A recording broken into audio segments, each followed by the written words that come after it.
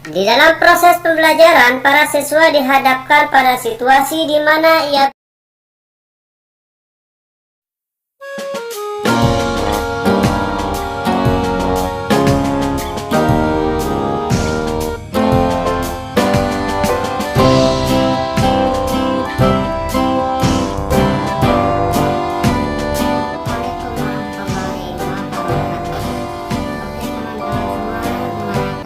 pada kesempatan ini. Semoga teman-teman semua dalam keadaan sehat walafiat.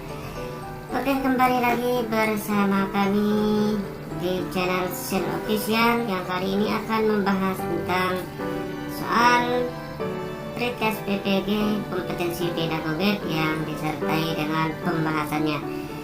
Pada kesempatan sebelumnya saya juga pernah membagikan soal PPG part 1, 2, dan 3 dan dapat dilihat pada deskripsi pada channel ini. Oke teman-teman, jadi pada kesempatan kali ini kita akan membahas tentang soal pretest PPG kompetensi pedagogik tahun 2022 yang kabarnya pelaksanaan PPG tahun 2022 akan dilaksanakan dengan berbasis daring domisili, yaitu pada tanggal 9 sampai 24 April.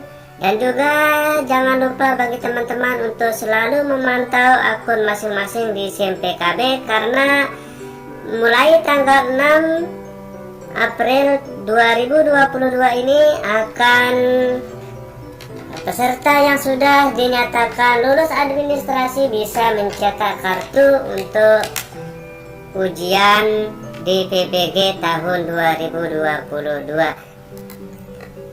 Nah, oke teman-teman, jadi pada soal pretest PPG tahun 2022 ini diambil dari modul PPG tahun 2021 yang tidak menutup kemungkinan soalnya tidak jauh berbeda dengan soal PPG tahun 2022. Nah, oke teman-teman, sebelum kita lanjut pada pembahasan soal pretest PPG ini, jangan lupa tekan tombol like, comment, share, dan subscribe channel ini agar tidak ketinggalan dengan informasi-informasi terbaru dari channel ini.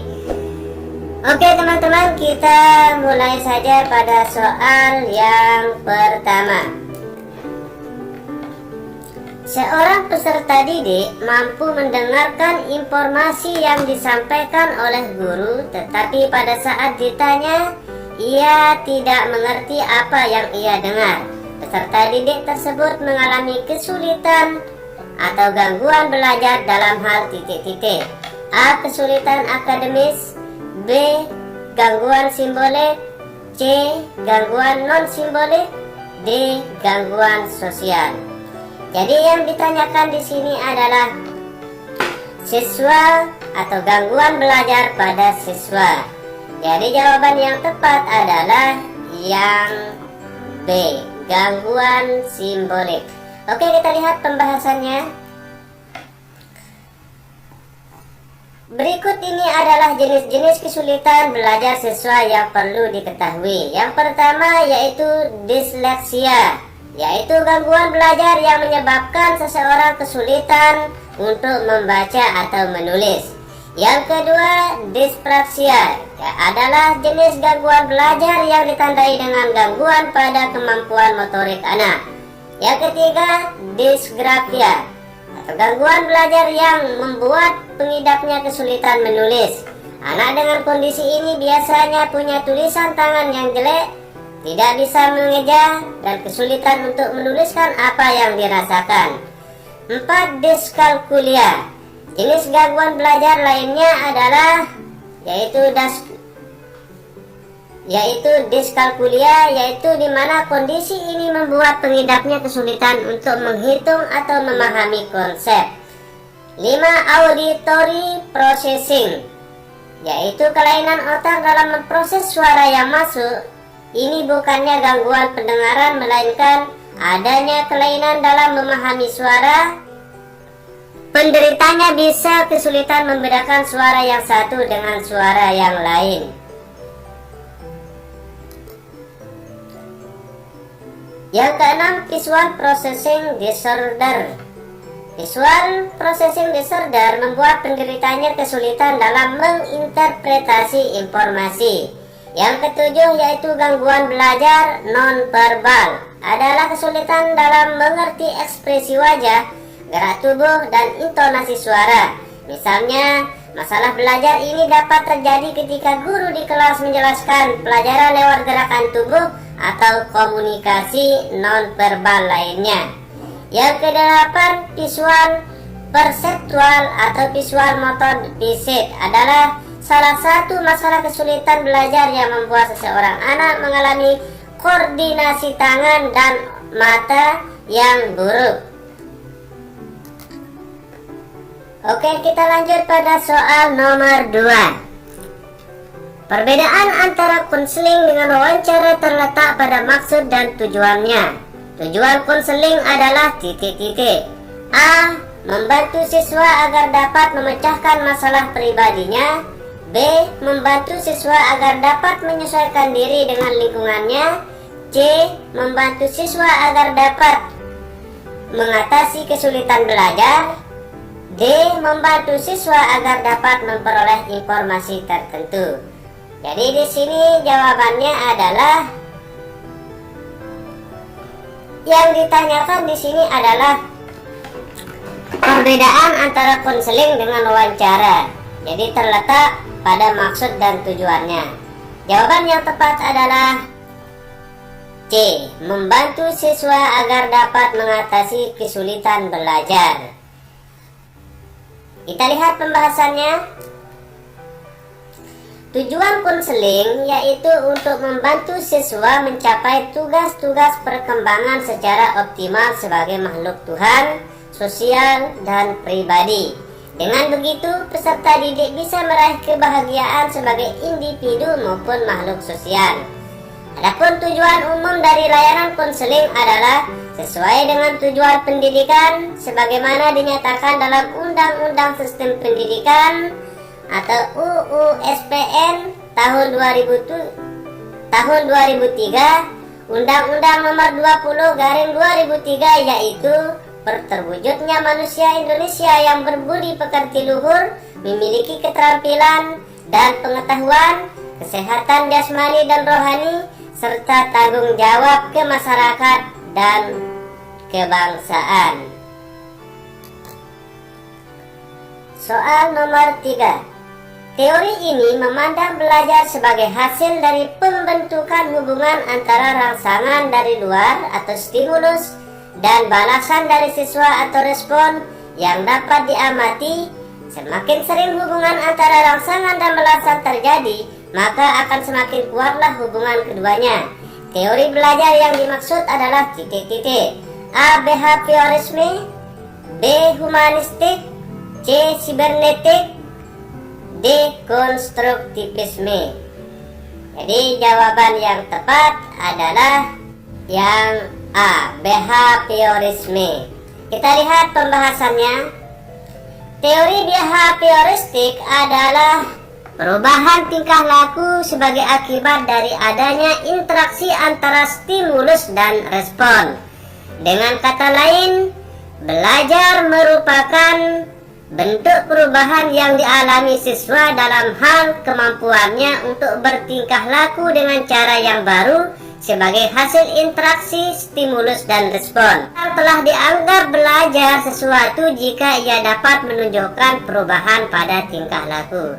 Jadi ini dalam teori behavioristik lebih mengedepankan pada perubahan tingkah laku. Jadi pembelajaran dianggap berhasil apabila tingkah laku atau terjadinya perubahan tingkah laku pada diri siswa. Soal nomor 4. Di dalam proses pembelajaran, para siswa dihadapkan pada situasi di mana ia bebas untuk mengumpulkan data, membuat dugaan atau hipotesis, mencoba-coba atau trial and error, mencari dan menemukan keteraturan atau pola, mengeneralisasi atau menyusun rumus beserta bentuk umum, membuktikan benar tidaknya dugaannya itu. Hal ini merupakan penerapan teori belajar A. Sibernetik, B. Humanistik, C. Behaviorisme. D. Konstruktivisme. Jadi jawaban yang tepat adalah D. Konstruktivisme. Kita lihat pembahasannya. Teori pembelajaran konstruktivisme adalah sebuah teori pendidikan yang mengedepankan peningkatan perkembangan logika dan konseptual pembelajar. Seorang konstruktivis percaya bahwa belajar hanya terjadi ketika ada pemrosesan informasi secara aktif, sehingga mereka meminta pembelajar untuk membuat motif mereka sendiri dengan menghubungkan pengetahuan baru dengan motif tersebut.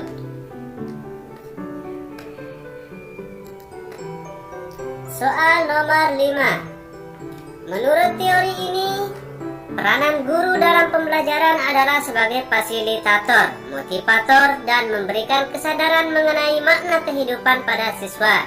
Teori belajar ini berusaha memahami perilaku belajar dari sudut pandang pelakunya, bukan dari sudut pandang pengamatnya, tetapi teori belajar ini adalah titik-titik. A. Humanistik. B. Konstruktivisme. C. Kognitisme. D. Nativisme. Jawaban yang tepat adalah humanistik. Jadi jawabannya di sini adalah A, yaitu humanistik. Kita lihat pembahasannya. Teori belajar humanistik adalah pembelajaran yang memfokuskan pada seorang individu, di mana manusia menjadi pusat utama dalam pembelajaran. Teori ini berlandaskan pada belajar yang memanusiakan manusia. Cara yang dapat dilakukan dalam pengaplikasian teori belajar humanistik adalah dengan membuat lingkungan kelas yang nyaman dan tenang, sehingga siswa bisa melakukan aktualisasi diri dengan baik. Guru bisa menyemangati siswa dengan berbagai cara. Terlebih, guru juga harus memberikan cara untuk siswa agar bisa memotivasi diri mereka sendiri, sebab motivasi bisa berasal dari internal siswa dan juga eksternal siswa. Soal nomor 6. Pada masa kini siswa dituntut untuk belajar setiap saat dan bisa terjadi dimanapun.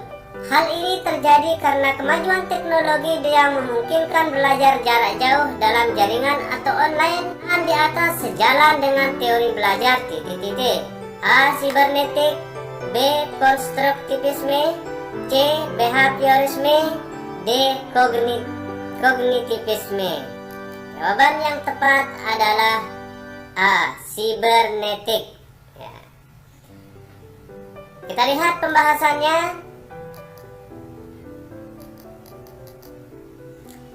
Teori belajar sibernetik adalah salah satu teori belajar yang menekankan pada pengolahan sistem informasi dengan memberikan keleluasan dalam proses belajar siswa sesuai dengan kemampuan berpikirnya.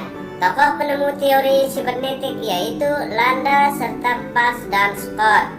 Penerapan teori sibernetik adalah dengan memberikan informasi yang jelas dan terarah tentang masalah yang akan dipelajari, disertai dengan menjelaskan tujuan pembelajaran, merangsang ingatan pada prasyarat belajar, memberikan motivasi dan bimbingan, serta menilai untuk kerja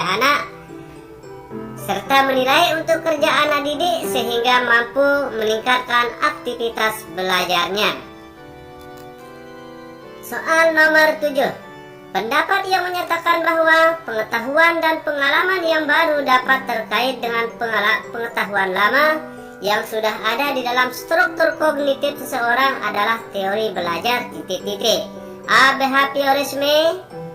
B. Konstruktivisme. C. Kognitivisme. D. Sibernetik. Jawaban yang tepat adalah kognitivisme, yaitu C. Kita lihat pembahasannya. Teori belajar kognitivisme adalah sebuah teori belajar yang cenderung melakukan praktik yang mengarah pada kualitas intelektual peserta didik.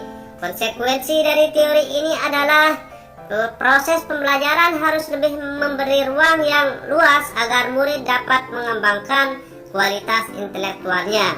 Penerapan teori belajar kognitivisme ini yaitu guru harus memahami bahwa murid bukan sebagai orang dewasa yang mudah dalam proses berpikirnya ataupun anak usia prasekolah dan awal sekolah dasar belajar menggunakan benda-benda konkret. Keaktifan murid dalam sangat dipentingkan. Guru menyusun materi dengan menggunakan pola atau logika tertentu dari sederhana ke kompleks.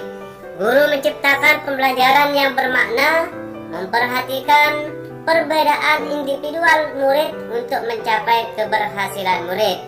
Jadi dalam teori belajar kognitivisme, belajar bukan hanya sekedar melibatkan hubungan stimulus atau respon, tetapi belajar pada hakikatnya melibatkan proses berpikir yang sangat kompleks.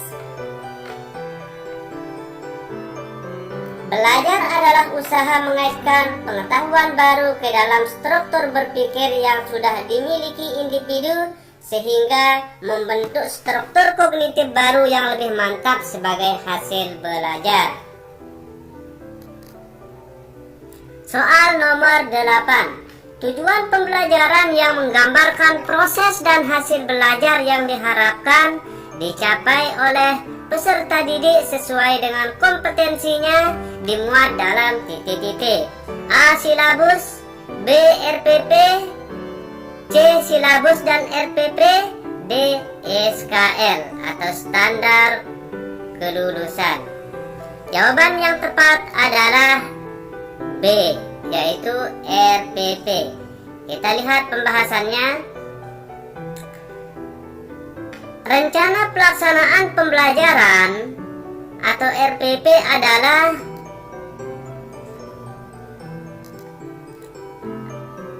rencana pelaksanaan pembelajaran atau RPP adalah rencana yang menggambarkan prosedur dan pengorganisasian pembelajaran untuk mencapai satu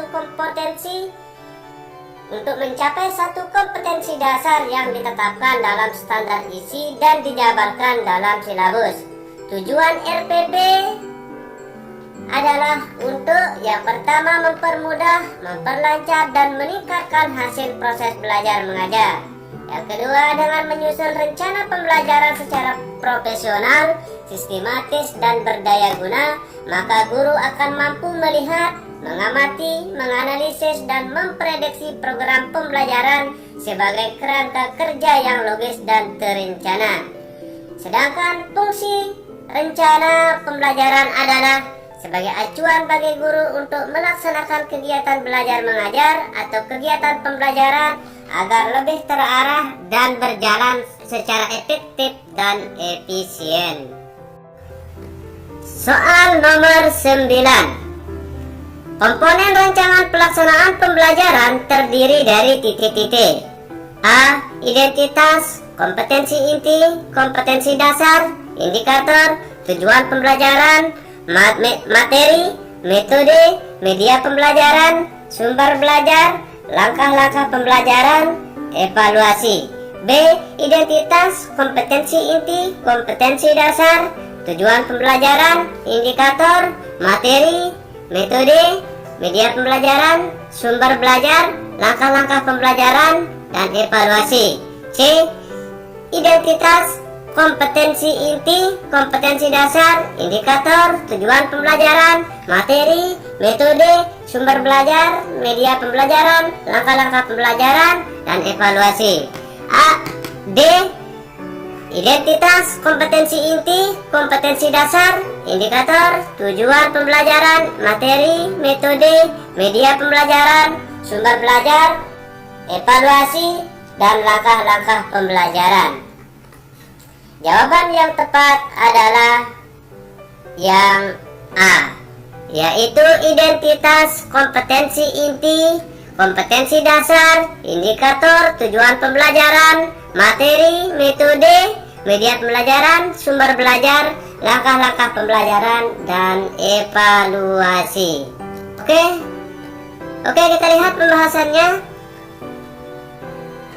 Komponen daripada RPP yang pertama, identitas mata pelajaran yang meliputi satuan pendidikan, kelas, semester, program, mata pelajaran atau tema pelajaran, kemudian jumlah pertemuan. Standar kompetensi merupakan kualifikasi kemampuan minimal peserta didik yang menggambarkan penguasaan pengetahuan, sikap, dan keterampilan yang diharapkan dicapai pada setiap kelas atau semester pada suatu mata pelajaran. 3. Kompetensi dasar adalah sejumlah kemampuan yang harus dikuasai peserta didik dalam mata pelajaran tertentu sebagai rujukan penyusunan indikator kompetensi dalam suatu pelajaran. Yang keempat, pencapaian kompetensi adalah perilaku yang dapat diukur dan atau observasi untuk menunjukkan ketercapaian kompetensi dasar tertentu yang menjadi acuan penilaian mata pelajaran. Indikator pencapaian kompetensi dirumuskan dengan menggunakan kata kerja operasional yang dapat diamati dan diukur yang mencakup pengetahuan, sikap, dan keterampilan. Yang kelima, tujuan pembelajaran yaitu menggambarkan proses dan hasil belajar yang diharapkan dicapai oleh peserta didik sesuai dengan kompetensi dasar. Yang keenam, materi ajar memuat fakta, konsep, prinsip, dan prosedur yang relevan dan ditulis dalam bentuk butir-butir sesuai dengan rumusan indikator pencapaian kompetensi. Yang ketujuh, alokasi waktu ditentukan sesuai dengan keperluan untuk pencapaian KD dan alokasi pencapaian KD dan beban belajar. 8. Metode pembelajaran digunakan oleh guru untuk mewujudkan suasana belajar dan proses pembelajaran agar peserta didik mencapai kompetensi dasar atau seperangkat indikator yang telah ditetapkan. Pemilihan metode pembelajaran disesuaikan dengan situasi dan kondisi peserta didik serta karakteristik dari setiap indikator dan kompetensi yang hendak dicapai pada setiap mata pelajaran. 9. Kegiatan pembelajaran meliputi yang A. Pendahuluan merupakan kegiatan awal dalam suatu pertemuan pembelajaran yang ditujukan untuk membangkitkan motivasi dan memfokuskan perhatian peserta didik untuk berpartisipasi aktif dalam proses pembelajaran. Yang B. Kegiatan inti merupakan proses pembelajaran yang mencapai KD. Kegiatan pembelajaran dilakukan interaktif, inspiratif, menyenangkan, menantang, memotivasi peserta didik untuk berpartisipasi aktif, serta memberikan ruang yang cukup bagi prakarsa, kreativitas, dan kemandirian sesuai dengan bakat, minat, perkembangan fisik, serta psikologis peserta didik. Kegiatan ini dilakukan secara sistematis dan sistemik melalui proses eksplorasi, elaborasi, dan konfirmasi. Yang C. Penutup merupakan kegiatan yang dilakukan untuk mengakhiri aktivitas pembelajaran yang dapat dilakukan dalam bentuk rangkuman atau kesimpulan, penilaian dan refleksi, umpan balik, dan tindak lanjut. Yang ke-10, penilaian hasil belajar, yaitu prosedur dan instrumen penilaian proses dan hasil belajar disesuaikan dengan indikator pencapaian kompetensi dan mengacu kepada standar penilaian. Soal nomor 10. Silabus dan RPP sama-sama sebagai rencana proses pembelajaran. Perbedaannya adalah sebagai berikut. A. Silabus berisi kompetensi dasar, sedangkan RPP mengarahkan kegiatan belajar untuk mencapai kompetensi dasar. B. Silabus bersumber dari standar isi dan standar lulusan, sedangkan RPP bersumber dari standar kompetensi lulusan. C. RPP dibuat oleh setiap guru, sedangkan silabus dibuat oleh tim guru. D. RPP dan silabus keduanya disusun oleh setiap satuan pendidikan. Jadi jawaban yang tepat adalah yang A. Silabus berisi kompetensi dasar, sedangkan RPP mengarahkan kegiatan belajar untuk mencapai kompetensi dasar. Kita lihat pembahasannya. Silabus ialah perluasan akan standar kompetensi serta kompetensi dasar yang masuk ke dalam materi pembelajaran. kegiatan pembelajaran dan indikator pencapaian untuk penilaian hasil belajar. Silabus mengusung kompetensi dasar, materi pokok, kegiatan pembelajaran, indikator, penilaian, alokasi waktu, dan sumber belajar. Silabus hanya disusun untuk keperluan selama 1 semester dan tidak menyertakan langkah-langkah pembelajaran. Sedangkan rencana pembelajaran, pelaksanaan pembelajaran atau RPP yang diartikan sebagai suatu rencana yang memperlihatkan prosedur serta pengorganisasian pembelajaran demi tercapainya kompetensi dasar yang diatur menurut standar isi dan dijelaskan sesuai silabus. RPP mencakup secara keseluruhan yang tertuang pada langkah-langkah pembelajaran. Umumnya hanya disusun untuk 1 pertemuan. Nah teman-teman, jadi ini adalah soal pretest PPG kompetensi pedagogik, dan mudah-mudahan soal ini dapat bermanfaat. Ada yang keluar nanti di dalam pelaksanaan PPG tahun 2022. Mudah-mudahan bermanfaat untuk teman-teman yang akan mengikuti pretest PPG tahun 2022. Semoga bermanfaat. Wassalamualaikum warahmatullahi wabarakatuh.